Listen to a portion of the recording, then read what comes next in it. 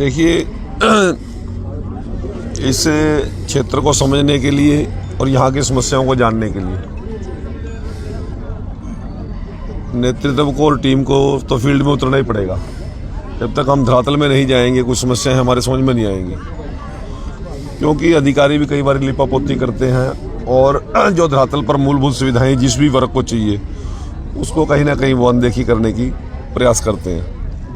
तो मैं लगातार धरातल पर उतर के जो सरकार के विकास कार्य हैं उनको भी देख रहा हूँ, जहाँ जहाँ खामियाँ हैं उनको भी देख रहा हूँ, जो अधिकारी कहीं लापरवाही कर रहे हैं उनको भी चेकअप कर रहा हूँ। अभी ये महीना भर मैंने केवल लोगों को देखना है, ऑब्जर्व करना है। या तो अधिकारी अपने आप को ठीक करेंगे, यदि नहीं ठीक करेंगे तो फिर उनको कुछ और व्यवस्था करेंगे, उनसे पूछेंगे उनकी क्या क्या समस्याएं हैं। तो जब तक अधिकारी ही हमारी एग्जीक्यूशन पावर है, हम तो बजट ला सकते हैं, प्लानिंग बना सकते हैं, धरातल पे तो अधिकारियों ने उतारना है। तो सारी चीज़ को लेकर मैं फील्ड में हूँ। आज नवदीप स्टेडियम नरवाना में मैं आया था और लोगों से भी मिला, खिलाड़ियों से भी मिला।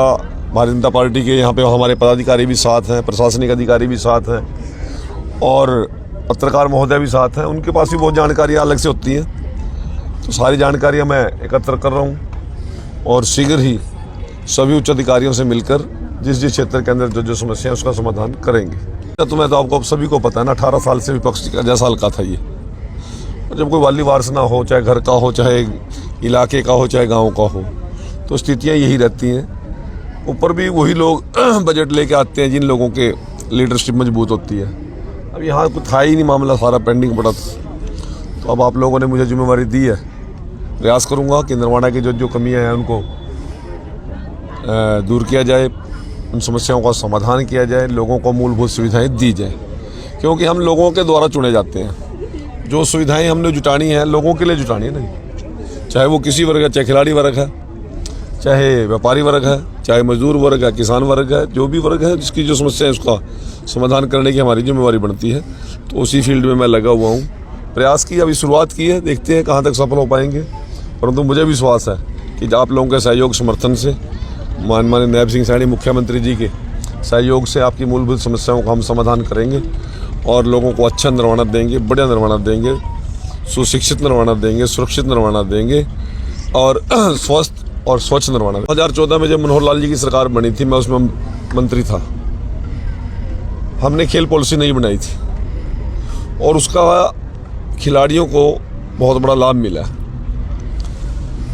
और मैं आपको बताना चाहता हूँ, जब खिलाड़ी मैदान में उतरता है उसकी सबसे बड़े स्वास्थ्य की चिंता रहती है।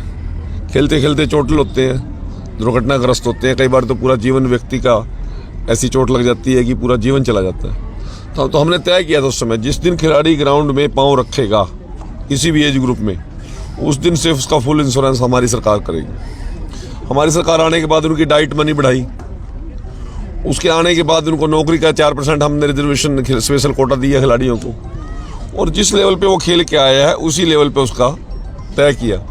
पहले क्या होता था, अंतर्राष्ट्रीय खेल के आ जाते थे, ग्रुप डी में लगाते थे, जिला लेवल पे जो खेल के आते थे वो किसी और लेवल पे चले जाते थे। तो वो हमने एक पॉलिसी बना दी, जो जिस लेवल पे खिलाड़ी खेल के आएगा उसको उसी प्रकार की रोजगार में भी उसी प्रकार से उसको सुविधाएं हम देने का काम करेंगे। आज हरियाणा पूरे देश के अंदर खेलों में नंबर 1 है।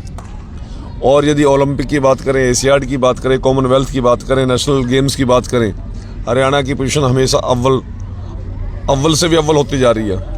और मैं तो आप लोगों को किसी के भी नॉलेज में नहीं होगी बात, ये पहली बार बता रहा हूँ बात को।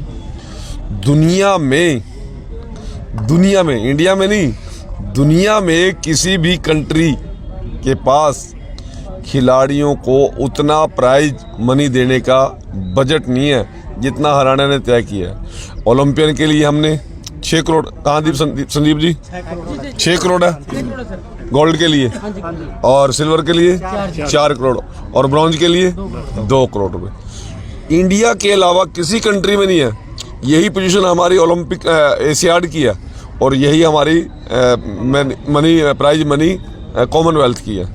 तो मुझे फ़ख्र है कि मैं हरियाणवी हूँ, मैं हरियाणा से हूँ और मेरा प्रदेश खिलाड़ियों के लिए सबसे बेटर कर रहा है। सर, आपका एक और सपना था कि आप नरवाना में, आपने कहा भी है कि सभी गांवों में भी आप स्टेडियम बनाएंगे खिलाड़ियों के लिए, क्या आप मैं अभी सभी सरपंचों से इस बात की जानकारी ले रहा हूँ, क्योंकि 3-4 कैटेगरी हैं। जहाँ 2 एकड़ जमीन पंचायत के पास उपलब्ध है वहाँ हम व्यायामशालाएँ, क्योंकि मैं जब कहता हूँ स्वस्थ नरवाना, तो स्वस्थ नरवाने के लिए तो उस प्रकार की सुविधाएं भी होनी जरूरी नहीं। तो 2 एकड़ में हम व्यायामशाला बनाते हैं, 4 एकड़ के अंदर हमारा मिनी स्टेडियम बनता है, और स्टेडियम 6 एकड़ का है, 6 एकड़ का हमारा क्राइटेरिया है स्टेडियम का। जो पंचायत अपने गांव के अंदर जिस प्रकार की ज़मीन उपलब्ध करा के देगा, उस प्रकार की सुविधा उस गांव को देने का हम काम करेंगे। मेरा एक सपना है और उसको मैं लगा हुआ हूँ और उसको पूरा भी करूँगा। सर, नरवाना के स्टेडियम में कोच की पिछले काफ़ी समय काफ़ी कमी है। नहीं, आप एक कमी की बात करें, यहाँ तो मैं आया कमी है।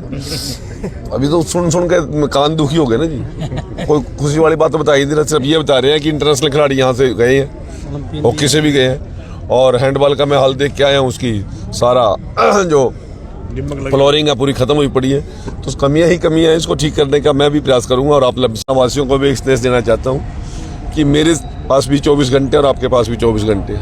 मेरा जितना ज़्यादा से ज़्यादा आप सहयोग आप लोग करेंगे, मैं उतनी ज़्यादा सुविधाएं यहाँ पर ला कर देने का काम करूँगा। परंतु सरकार की तरफ से तो मैं समस्या आने नहीं दूंगा, परंतु मुझे आम नागरिक का सहयोग भी चाहिए, खिलाड़ियों का सहयोग भी चाहिए, उनके परिवारों का सहयोग भी चाहिए। मैं सभी से सहयोग की अपील करता हूँ। Thank you.